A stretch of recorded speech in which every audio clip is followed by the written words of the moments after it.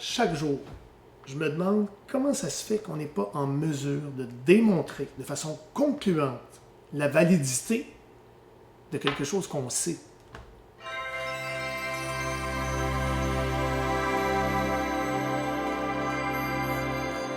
Actuellement, je travaille sur un protocole de type matching. Qu'est-ce que c'est un protocole de type matching? C'est tout simplement comme la dégustation de vin à l'aveugle. D'un côté, j'ai les termes astrologiques d'un certain nombre de sujets. De l'autre, j'ai leur description psychologique. Il s'agit de les apparier à l'aveugle. En plus de m'intéresser à l'astrologie, je suis magicien mentaliste professionnel. En tant que tel, je suis vraiment conscient des illusions et des erreurs qu'on peut commettre à cause de la crédulité. La crédulité humaine, c'est universel. Mais je sais par ailleurs aussi que l'astrologie a vraiment quelque chose qui va au-delà de ce qu'on appelle l'effet Barnum, au-delà des prophéties autoréalisées, au-delà du billet de confirmation. L'effet Barnum, c'est tout simplement cette tendance qu'ont les humains à se reconnaître dans des portraits flous et génériques. Tout le monde dit « Ah oui, c'est moi ». Les prophéties autoréalisées, c'est cette tendance qu'on a à faire arriver une chose parce qu'on nous a dit que ça allait arriver. Et le billet de confirmation, ça c'est le pire, c'est cette tendance qu'on a à retenir uniquement ce qui confirme ce qu'on croit et à oublier le reste. En fait, je me suis dit que je devais essayer de développer un protocole qui rende véritablement compte de ma pratique astrologique et surtout des raisons pour lesquelles j'affirme savoir que l'astrologie fonctionne. Depuis 2007, j'ai développé un système expert d'aide à l'interprétation. Et il y a quelques années, avec mon ami et collaborateur François Rouleau, on a implanté ce système, en fait, d'aide à l'interprétation, ce système expert, dans un logiciel qui s'appelle Mastro Expert. J'ai trouvé une façon de m'en servir pour établir un protocole à la Vernon Clark. C'est quoi un protocole à la Vernon Clark? C'est ce que je vous disais tantôt. C'est un matching protocole, c'est-à-dire un protocole qui match ou associe des termes astrologiques à leur propriétaire. J'aime bien ce genre de protocole simple à analyser du point de vue statistique. Et ce genre de protocole, d'ailleurs, n'est pas très sensible aux artefacts, aux variations astronomiques et aux biais démographiques. En fait, mon étude est en partie similaire à celle d'une étude plus récente, qui est cette fameuse étude de Carlson, qui a débouché sur des résultats négatifs pour l'astrologie. Mais mon protocole est plus simple. Il y a l'avantage sur l'ensemble des recherches antérieures que j'ai à ma disposition deux outils qui automatisent le processus. Alors, d'une part, j'ai le système expert de Mastro, qu'on va examiner dans quelques minutes, qui va remplacer l'astrologue en générant des listes de mots pour chaque sujet analysé. D'autre part, j'ai un outil sémantique d'analyse que j'ai développé qui s'appelle estimateur de proximité sémantique. Et cet outil me permet, en passant, il n'est pas inclus dans Mastro, et cet outil me permet d'évaluer numériquement la proximité entre deux listes de mots. Une liste qui est représentée ici verticalement, et ici une liste qui est représentée horizontalement, et je peux analyser dans quelle mesure les deux listes disent ou ne disent pas la même chose. Si par exemple j'avais deux listes identiques, horizontalement et verticalement, eh bien j'aurais des chiffres de 100% ici. Dans le match à l'aveugle entre N descriptions astrologiques, dans mon étude, N vaut 42 pour l'instant, donc entre N descriptions astrologiques et N descriptions biographiques de N sujets, tout se déduit automatiquement sans intervention humaine. J'ai travaillé avec 42 célébrités choisies au hasard pour lesquelles j'avais des données de naissance fiables et des bonnes biographies. Alors, on les voit à l'écran. Ils sont classés par ordre alphabétique. Quand je vous dis au hasard, c'est pas tout à fait vrai. En réalité, j'ai utilisé une source biographique que voici. C'est un livre de 100 portraits qui a été publié par Le Monde. Et c'est le bon niveau de texte. C'est-à-dire que, évidemment, je ne vais pas me taper des biographies de 300 pages avec une quantité aussi grande, puis même 42, c'est pas suffisant, donc on parlera éventuellement de plusieurs centaines. Ça serait beaucoup trop long. Et deuxièmement, si on va sur Wikipédia ou sur des encyclopédies comme Universalis ou Britannica, les textes sont beaucoup trop courts. Donc, il faut avoir le bon niveau. Et ici, je trouvais que le niveau dans ce livre était vraiment intéressant. Et en fait, la sélection des biographies, je suis allé tout simplement dans l'ordre alphabétique, ils sont classés dans l'ordre du livre, et je retenais tous les cas pour lesquels je pouvais trouver avec certitude une heure de naissance et une date de naissance exacte. Et l'extraction des mots, évidemment, dans le livre, c'est fait de façon complètement indépendante de ma connaissance du thème astrologique. Quand j'ai fait les biographies, je m'interdisais d'avoir regardé les thèmes astrologiques. Mais le fait que je le dise, c'est pas une preuve, donc c'est sûr qu'il faut penser à un protocole qui serait encore plus rigoureux dans le choix des biographies et dans le choix des mots. Et cette liste, elle doit être de qualité et pour permettre de bien discriminer les sujets entre eux, indépendamment de l'astrologie. Par exemple, ici, si je sélectionne, disons, Jean Mermoz, aviateur, Picasso et, disons, Boris Yeltsin, et que je mélange les descriptions, à l'écran, ce qu'on voit, c'est des descriptions psychologiques ou biographiques. Pour l'instant, il n'y a pas d'astrologie. Donc ici, je vois que Mermoz est quelqu'un d'énergique, force, assurance, audace. Ce sont des substantifs en passant, ce ne sont pas des adjectifs. Détermination, puissance, ténacité, etc.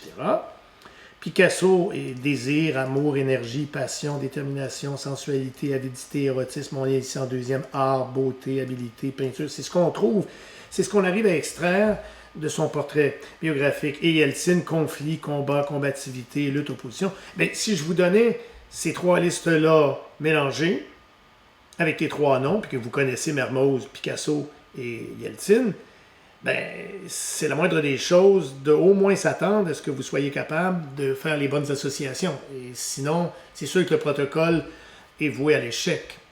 On n'y arrivera jamais avec l'astrologie si on ne peut pas y arriver. Donc, les descriptions doivent être de qualité.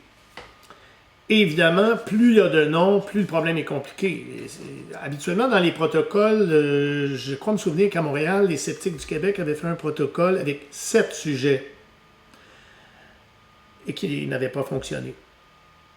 Et imaginez, avec 42 sujets, c'est vraiment une autre paire de manches pour arriver à discriminer correctement et faire les bons matchs. C'est quelque chose qui est au-delà de la capacité humaine. Mais précisément, grâce à mon estimateur de proximité sémantique, j'arrive à faire cet exercice de façon automatisée.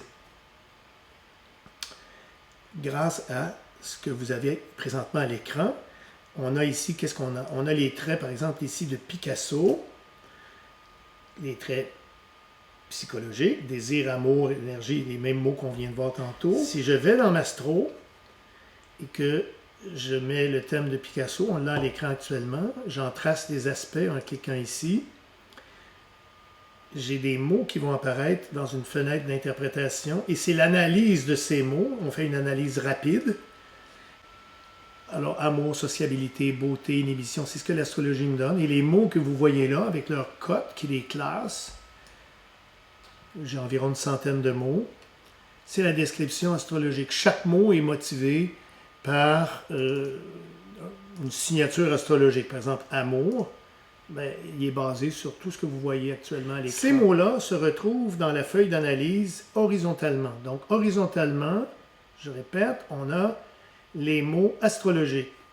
Et verticalement, j'ai les mots biographiques. Dans le protocole, c'est d'avoir, j'avais 42 biographies, 42 listes biographiques, puis j'avais 42 listes astrologiques, et c'est de faire toutes les comparaisons. Autrement dit, je prends une liste biographique au hasard, avec une liste astrologique au hasard, je les compare, et j'ai un score. Et ça va me donner... Il y a un programme qui fait ça et qui va m'amener donc à des résultats. Voilà. Alors ici, on a 42 noms des personnalités que j'ai retenues, l'abbé Pierre, Agnelli. Ils sont en ordre alphabétique, ils correspondent rigoureusement à ce que je pouvais utiliser dans le livre. L'abbé Pierre Agnelli, chez Fiat, Arletty, etc.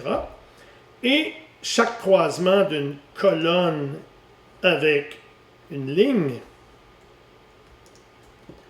me donne une valeur, et cette valeur me donne le taux de ressemblance entre ici, dans mon exemple, Clinton et Béjart. Par exemple, si je prends le terme astrologique de Gérard Depardieu, donc ça c'est la ligne verticale. Autrement dit, tous les noms que vous voyez en haut, en mauve, représentent des descriptions astrologiques. Donc actuellement, la colonne Gérard Depardieu, ça correspond à des descriptions astrologiques. Toujours la même description astrologique de Depardieu. Et là, je compare Depardieu avec l'abbé Pierre, avec Agnelli, biographique. Donc, la description astrologique de Depardieu comparée à l'abbé Pierre, compagnie Arletty, Aron, etc. Et on voit que la description astrologique de Gérard Depardieu correspond la meilleure correspondance, ce n'est pas avec lui-même, c'est avec Bertolt Brecht. Comment je le sais? J'ai un point rouge ici, et ce rouge, c'est le score maximal. Les couleurs, je les ai pris pour que ça soit simple à suivre. J'ai pris les mêmes codes de couleurs que dans les feux de circulation. Donc, le rouge est maximal. L'orange, c'est deuxième rang. Ensuite, j'ai le vert. Puis, comme je voulais en avoir 4, j'ai pris un vert pâle. Alors, évidemment, l'enjeu, c'est que ce qu'on aurait aimé, dans le cas de Gérard Depardieu, c'est qu'on ait le rouge sur la diagonale. Pourquoi la diagonale? Parce que sur la diagonale, c'est la correspondance entre Gérard Depardieu astrologique et Gérard Depardieu biographique.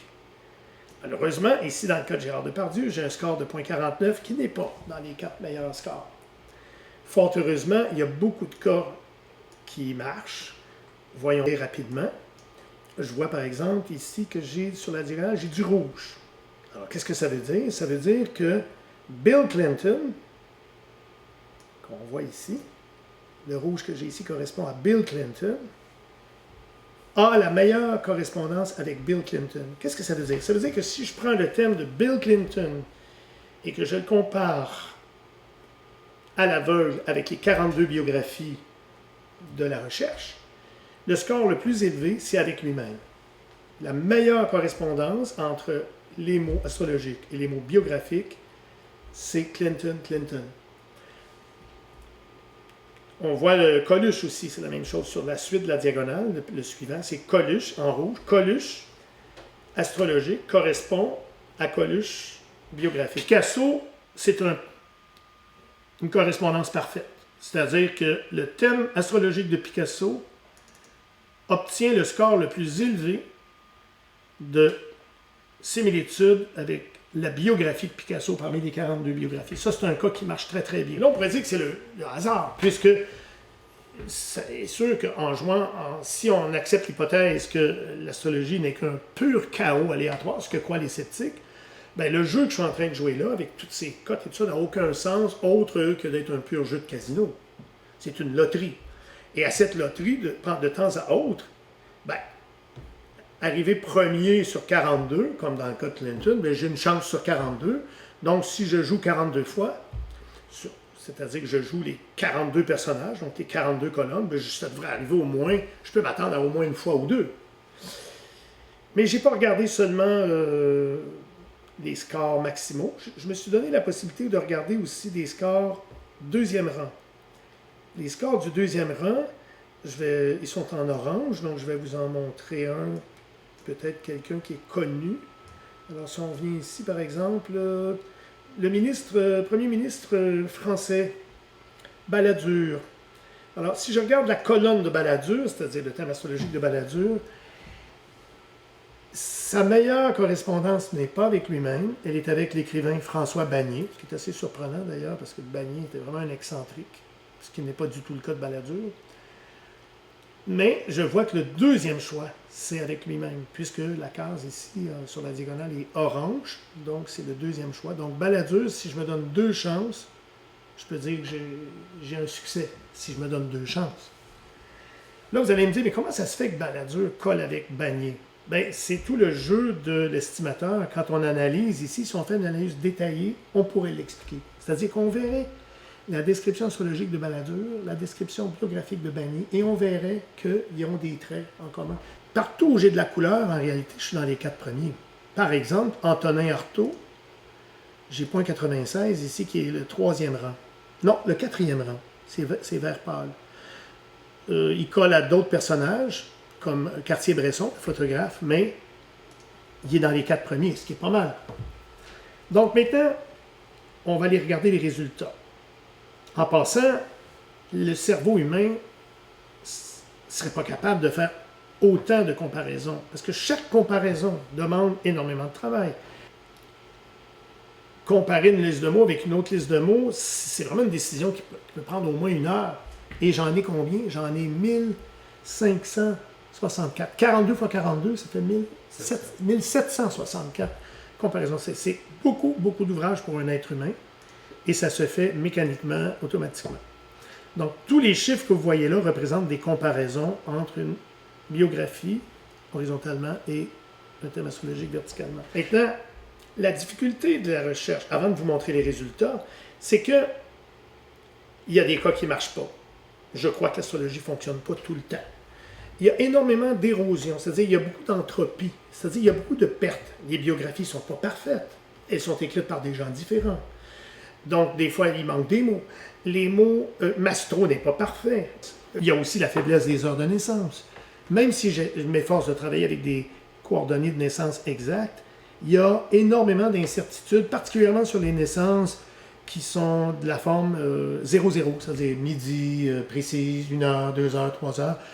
J'ai fait une étude qui démontre qu'en réalité, statistiquement, on peut s'attendre qu'il y a là des arrondis qui vont de -20 à et 20. Parce qu'il y a énormément, beaucoup trop de naissances qui finissent par 00. Et c'est improbable, évidemment. Avec une telle erreur, c'est sûr que ça fausse énormément les portraits. Et il n'y a aucune solution. Il n'y a aucune solution parce qu'on est obligé, pour une recherche, évidemment, de travailler avec l'heure qu'on me donne. Je ne peux pas commencer à jouer avec les heures de naissance, faire ce que nous, les astrologues, on appelle la rectification. Ça serait évidemment le serpent qui se mord la queue. Je triche si je fais ça. Et en plus, il n'y a rien qui dit que l'astrologie, qu'il n'y a pas des cas qui ne fonctionnent pas, même en supposant que l'heure est bonne. Alors, tout ça, évidemment, ça jouait contre. Et c'est ça, ça va expliquer pourquoi on n'a pas, même si l'astrologie fonctionne, on n'a pas un score parfait. C'est-à-dire que la diagonale, évidemment, l'idéal, c'est qu'il y aurait du rouge partout sur la diagonale. 42 succès sur 42. C'est absolument invraisemblable. Allons voir les résultats. Voici les résultats. Je le dis pour ceux qui connaissent ça, en réalité, c'est que ce sont des lois binomiales, en réalité, que j'ai. Si j'exige d'avoir, pour considérer que j'ai un succès, d'avoir du rouge, être au premier rang, j'ai juste une chance sur 42. Donc ça, c'est une première loi binomiale. Mais je peux dire aussi que je me contente d'être dans les 2 premiers, c'est une loi binomiale avec une probabilité de 2 sur 42. Si je regarde les 3 premiers, ça sera 3 sur 42. Et si je regarde les 4 premiers, c'est 4 sur 42. Comme je joue 42 fois, 42 colonnes, ben, en réalité, si je joue avec une chance sur 42, je vais avoir du rouge pour gagner. Je peux m'attendre à avoir un succès en moyenne. Peut-être 2, peut-être 3, mais pas guère plus. Si je joue avec 2, ben, je m'attends à avoir 2 succès. Si je joue avec, et ainsi de suite. Si je joue avec 4, je m'attends à avoir 4 succès. Voyons les résultats. Dans le cas où je joue avec la probabilité d'un 42e, je m'attends d'avoir, j'espère, ESP veut dire j'espère avoir un succès, j'en observe 7. Autrement dit, c'est arrivé 7 fois sur la diagonale que j'avais du rouge, comme ça. 7 fois. Si je regarde plutôt le cas où je me donne la permission d'avoir 2 succès, c'est-à-dire rouge et orange, je m'attends à 2 succès, j'en ai 11. Si je regarde, je joue plutôt avec 3 sur 42, 3 possibilités, donc je m'attends d'avoir 3 succès, j'en ai 13, et 4, j'en ai 15. Alors, évidemment, ce sont des résultats à la fois décevants pour un astrologue qui dit « ben là, j'aurais espéré que ça donne 42 », mais non, il y a trop d'entropie, comme j'expliquais tout à l'heure. Mais, en même temps, ce sont des résultats absolument incroyables. Pourquoi? Bien, vu du point de vue d'un sceptique, qu'est-ce qu'on vient de faire? on vient de jouer à la loterie au fond. On vient dans un pur chaos aléatoire symbolisé par le tableau que vous avez là. Ça, c'est un jeu de hasard. Et dans ce jeu de hasard, je m'attendais, d'un point de vue raisonnable, d'avoir un succès, et j'en ai 7. La probabilité d'observer ça. Alors, 1 par rapport à 7, le moins 0,5 veut dire 10 exposant moins 5. 1 sur 10 à la 5, c'est 1 sur 100 000. Donc, j'ai 5 chances sur 100 000 ici.